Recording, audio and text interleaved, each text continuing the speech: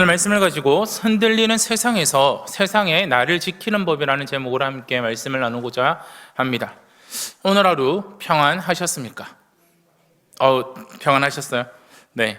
이 평안이라는 인사가 무색할 만큼 우리는 세상을 참으로 거칠고 분주하게 살아가고 있습니다.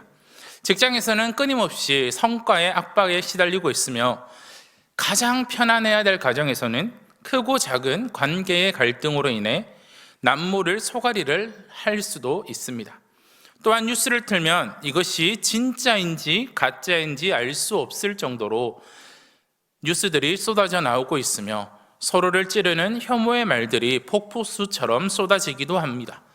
또한 작은 물건을 하나 사는 것조차 힘든 일일 때도 있으며 평생을 믿었던 사람에게 배신을 당할 때가 있습니다. 우리는 평안보다는 폭풍 같은 세상 속에서 살아가고 있습니다. 이 폭풍은 우리들의 삶을 흔들고 있다는 것입니다.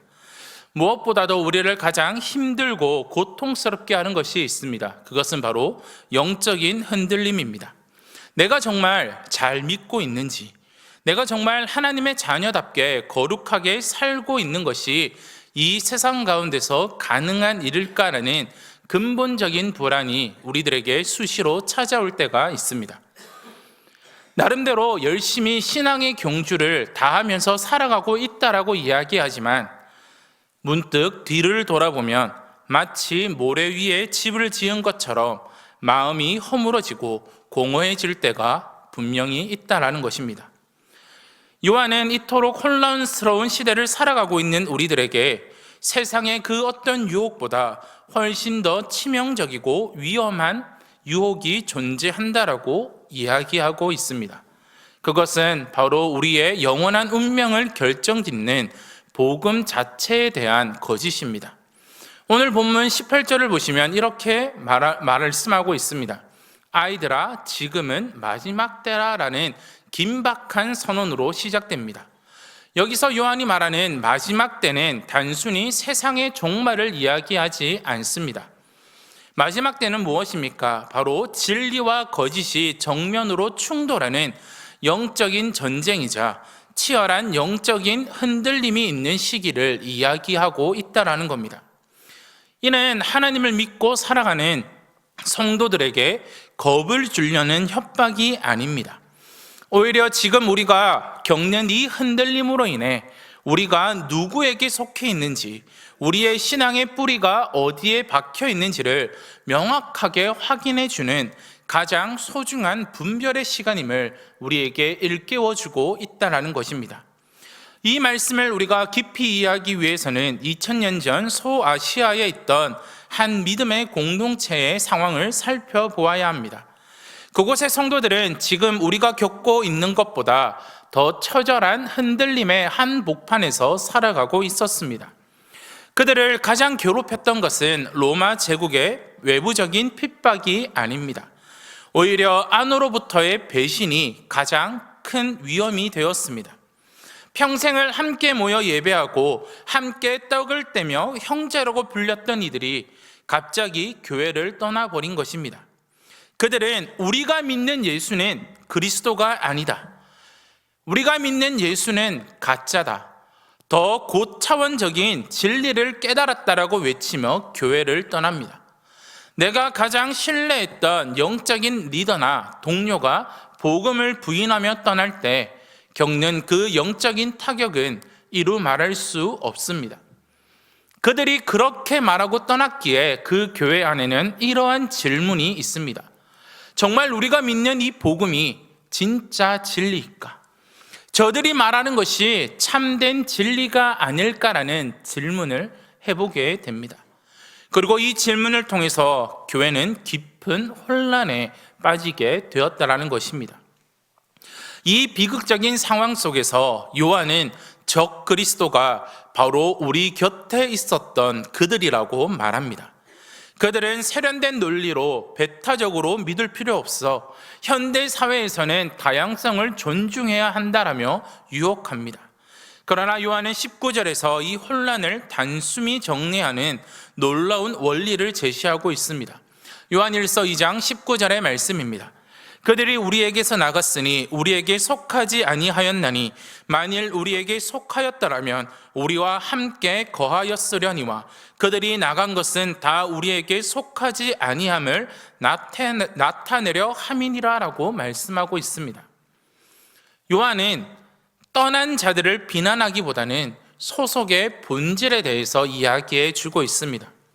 겉으로 모여 한 예배당에 모여 함께 있음이 곧 속해 있음을 의미하지 않는다라고 요한은 이야기합니다. 예수님께서도 마태복음 7장 20절에서 열매로 그들을 알리라라고 말씀하셨습니다. 이처럼 태풍이 불면 죽은 가지는 결국 떨어져 나갑니다. 죽은 가지가 떨어져 나감으로 나무는 건강하게 생명을 보존할 수 있다는 것입니다. 즉 공동체 안의 시련과 가슴 아픈 분리조차도 참된 성도를 정결하게 하시는 하나님의 섭리 과정 가운데 있다라고 요한은 이야기하고 있습니다. 나아가 하나님께 진정 속하는 자는 결코 끊어지지 않는다라는 성도의 견인을 확증합니다. 로마서 8장 38절에서 39절의 말씀은 이렇게 말씀합니다. 내가 확신하노니 사망이나 생명이나 천사들이나 권세자들이나 현재 일어나 장래일이나 능력이나 높음이나 깊음이나 다른 어떤 피조물이라도 우리를 우리 주 그리스도 예수 안에 있는 하나님의 사랑에서 끊을 수 없으리라. 아멘. 우리가 하나님께 속해 있다라면 어떤 피조물도 우리를 그 사랑 안에서 끊을 수 없다라는 것입니다. 신앙은 사람을 쫓는 것이 아닙니다. 신앙은 끝까지 진리의 자리를 지켜 나를 부르신 하나님께 뿌리를 내리는 것이 참된 신앙이라는 것입니다. 소속이 확실한 우리에게 세상은 또 다른 방식으로 다가옵니다. 거짓 교사들은 이렇게 이야기합니다. 너희가 믿는 복음은 초보적이다. 구원을 받으려면 특별한 지식과 고차원적인 영성이 필요하다라고 이야기합니다. 오늘날에도 성경으로 충분할까?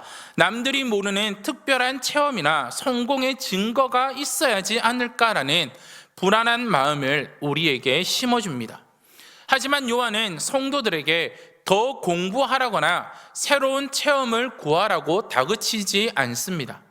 오히려 20절의 말씀을 통해서 너희는 거룩하신 자에게서 기름 부음을 받고 모든 것을 아느니라라고 선포하고 있습니다. 우리가 예수님을 주로 고백하는 순간 우리에겐 기적 같은 일이 일어납니다. 하나님께서 우리의 영혼에 성령의 기름을 부으셨다라는 것입니다.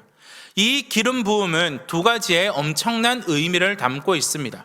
첫 번째로는 우리가 하나님의 확실한 소유가 되었다라는 것을 선포하고 있는 것입니다. 에베소서 1장 13절에서는 이렇게 말씀합니다. 그 안에서 너희도 진리의 말씀 곧 너희의 구원의 복음을 듣고 그 안에서 또한 믿어 약속의 성령으로 인치심을 받았나니. 고대 사회에서 주인이 자기 물건에 인장을 찍듯 성령께서 내주하심으로 인해 하나님은 우리 영혼에 이 사람은 내 것이며 내가 끝까지 보증한다라고 지울 수 없는 구원의 도장을 찍어 주셨다라는 것입니다. 두 번째로는 흔들리는 세상 속에서 결코 끊어지지 않는 진리의 조명이 되어 주신다라는 것입니다. 고린도전서 12장 3절에서는 이렇게 말씀합니다.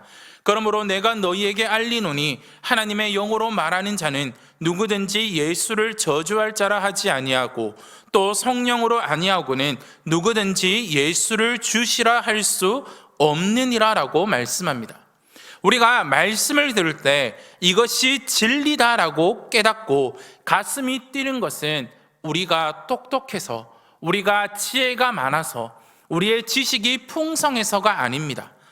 내 안에 내주하시는 성령님의 증언 때문에 우리가 말씀을 깨달으며 살아갈 수 있다라는 것입니다. 그렇기에 22절에서 예수가 그리스도이심을 부인하는 자는 거짓말하는 자라고 말씀하고 있습니다. 예수님이 나의 구원자이시라는 단순한 진리 위에 우리가 서 있다면 우리는 이미 가장 완벽한 스승이신 성령님을 모시고 살아가는 것입니다. 세상의 화려한 지식에 기죽을 필요가 전혀 없다라는 것입니다. 그렇다면 우리를 집어삼키려는 이 영적인 위기 속에서 이겨내기 위해 우리는 어떻게 살아가야 할까요? 요한의 처방은 놀랍고도 단순합니다. 24절 말씀을 같이 한번 읽어보겠습니다. 너희는 처음부터 들은 것을 너희 안에 거하게 하라. 처음부터 들은 것이 너희 안에 거하면 너희가 아들과 아버지 안에 거하리라. 아멘. 우리가 영적으로 침체되면 자꾸 더 자극적인 간증이나 더 세련된 프로그램을 찾을 때가 있습니다. 하지만 그 영적인 침체를 돌파하는 힘은 가장 오래된 것에 있습니다. 그것이 무엇입니까? 바로 예수님을 만나 눈물 흘렸던 그 십자가의 복음으로 돌아가는 것이 우리의 영적 침체를 이겨낼 수 있는 길이라는 것입니다. 우리는 흔히 신앙생활을 이렇게 생각할 때가 있습니다. 내가 내 힘으로 애써 참고 억지로 버티는 것이 신앙생활이다라고 오해할 때가 있습니다. 그러나 요한은 우리가 힘써야 할 것은 바로 주님 안에 거하는 것임을 이야기합니다. 이는 스쳐 지나가는 것이 아니라 그곳에 살며 연합하는 것, 속해 있는 것임을 요한은 말씀해 주고 있다라는 것입니다.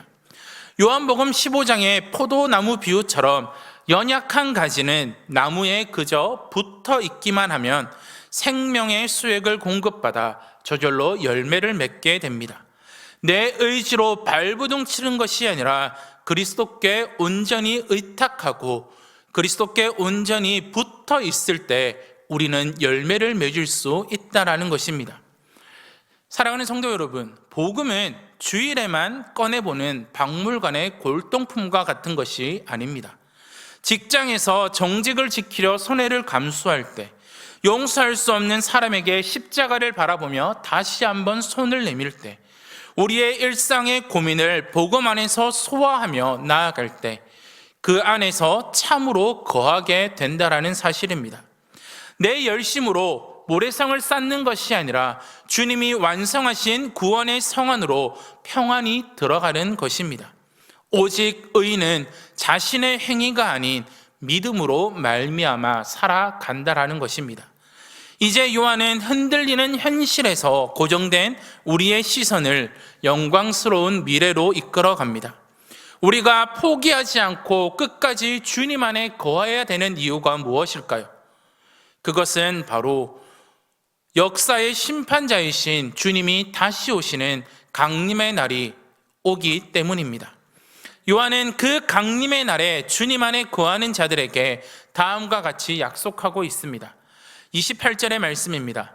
자녀들아, 이제 그 안에 거하라. 이는 주께서 나타내신 바 되면 그가 강림하실 때에 우리로 담대함을 얻어 그 앞에서 부끄럽지 않게 하려 함이라. 아멘. 역사의 마지막 날 주님이 구름 타고 다시 오시는 그날에 세상 유혹 밑에서 방황하다가 심판을 받으시겠습니까? 아니면 주님, 제가 주님 안에 거하며 기다렸습니다라고 당당히 외치며 나아가시겠습니까? 우리에게 이 담대함은 내 행위의 완벽함에서 오는 것이 결코 아닙니다. 의로우신 주님 안에 꼭 붙어 머물러 있기에, 우리가 주님 안에 거하며 속해 있기에 그분의 의가 나의 것이 되어 누리는 영광스러운 기적이라는 사실을 우리는 잊지 말아야 합니다. 그렇기에 우리는 늘 하나님께, 주님께 거해야 합니다. 그럴 때 우리는 예수님이 다시 오실 그날에 부끄럽지 않을 수 있다라는 것입니다. 또한 우리는 의를 행해야 합니다. 오늘 본문 29절의 말씀과 에베소서 5장 8절의 말씀처럼 빛의 자녀들로서 우리는 빛의 열매를 맺으며 거룩하고 의로운 행실을 살아가야 됩니다. 우리가 그렇게 빛의 열매를 맺으며 의로운 행실을 살아갈 때 내 안에 주님의 생명이 살아 숨쉬고 있다는 가장 확실한 증거가 되는 것입니다.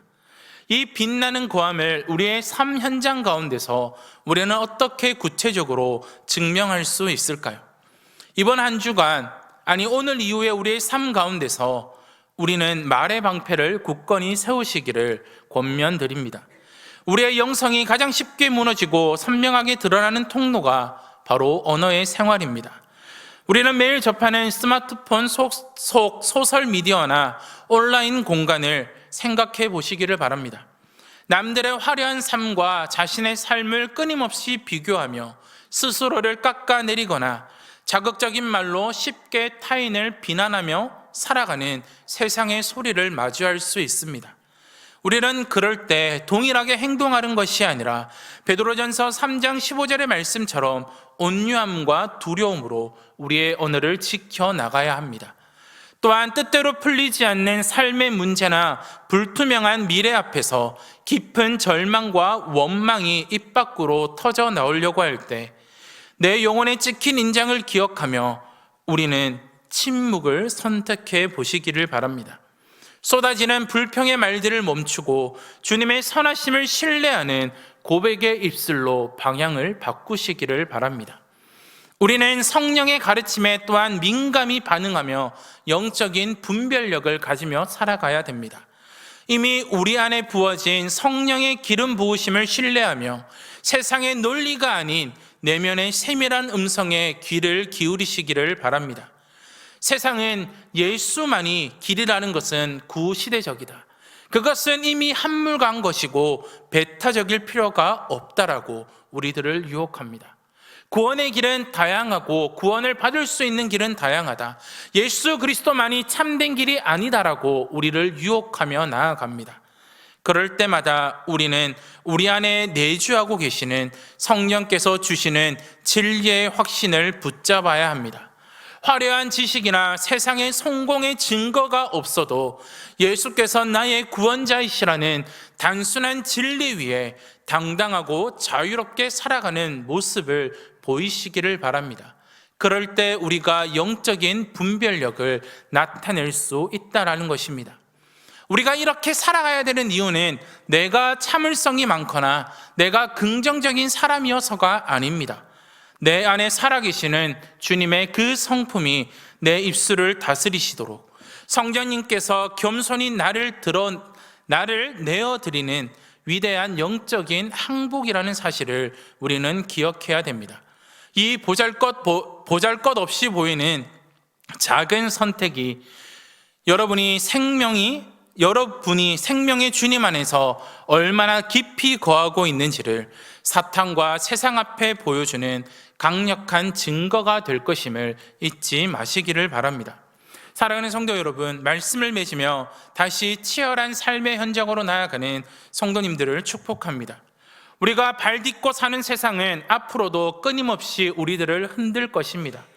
교묘한 거짓은 우리에게 다가올 것이고 당장 내일 아침부터 버거운 짐이 산더미처럼 우리를 기다릴 수도 있습니다. 그러나 결코 두려워하거나 절망하지 마시기를 바랍니다. 우리의 영혼 깊은 곳에는 하나님이 친히 도장 찍으신 성령의 기름 부으심이 우리에게 있다라는 것입니다. 두 손에 천지가 변해도 영원할 하나님의 말씀이 우리에게 쥐어져 있습니다. 여러분이 세상 속에서 이토록 아파하고 흔들리는 진짜 이유는 무엇일까요? 역설적이게도 이 썩어질 세상에 속해 있지 않았기 때문입니다. 진정한 왕이신 예수님은 이미 이 세상을 이기셨습니다. 그렇기에 갈등과 위기의 순간이 찾아올 때마다 우리는 혼자의 힘으로 버티려 하지 말고 늘 이렇게 기도하시기를 바랍니다. 성령님, 제 입술과 생각을 주장하여 주시옵소서. 오늘 하루도 성령께서 마땅히 해야 할 말을 가르치시고 세상을 이길 말의 방패를 쥐어달라고 기도하시기를 바랍니다. 때로는 연약하며 실패하고 넘어져도 괜찮습니다. 7번 넘어질지라도 아주 엎드리지 말고 즉시 일어나 그 넓은 십자가의 복음의 은혜 안으로 도망치시기를 바랍니다. 세상의 요란한 풍랑 소리에 과감히 귀를 닫고 내 내면의 세밀한 주님의 음성에 온전히 집중한다면 이 흔들림은 오히려 우리의 믿음을 정금같이 연단하는 놀라운 축복의 통로가 될 것입니다. 주님의 영광 중에 다시 오시는 그 찬란한 그날에 한 사람도 빠짐없이 환한 미소로 주님을 맞이하며 영원한 생명의 주인공으로 서시는 우리 성도님들이 되시기를 바랍니다. 이 세상 가운데서 흔들리는 나를 지키는 방법은 오직 하나밖에 없습니다. 다시 복음으로 돌아가는 것입니다. 우리에게 주어진 것은 그것밖에 없습니다. 우리에게 가장 큰 방패가 되는 것은 그것밖에 없다라는 사실입니다. 세상 가운데 우리는 흔들릴 수밖에 없습니다. 이 세상을 살아가면서 우리는 넘어지고 좌절할 때가 너무나도 많습니다. 그러나 우리가 믿고 의지해야 될 것은 이 흔들리는 세상 속에서 나를 지킬 수 있는 방법은 나를 구원하신 그 예수 그리스도 앞으로 나아가는 것, 지금도 내 안에 내주하시고 나와 함께 하시는 그 성령님의 세밀한 음성을 들으며 오늘 하루도 그 하나님만을 의지하며 살아가는 것이 우리에게 필요하다라는 것입니다. 그렇게 우리는 이제 이 남은 주일을 살아갈 때, 매일매일 하루를 살아갈 때 하나님 앞에 매일 그렇게 기도하며 나아가시기를 바랍니다. 하나님, 이 흔들리는 세상 속에서도 내가 오로지 주님께 속해 있는 자로, 주님 안에 거하는 자로서 그 복음 앞에서 나를 지키시고 흔들리지 않을 수 있도록 나를 붙들어 달라고. 아니, 흔들리는 가운데 속에서도 내가 좌절하지 않고 나와 함께 하시는 그 예수님으로 인해 이것을 이겨낼 수 있는 힘을 달라고 매일 이렇게 하나님 앞에 기도하며 나아가시는 저와 우리 성도님들이 되시기를 주님의 이름으로 축원드립니다.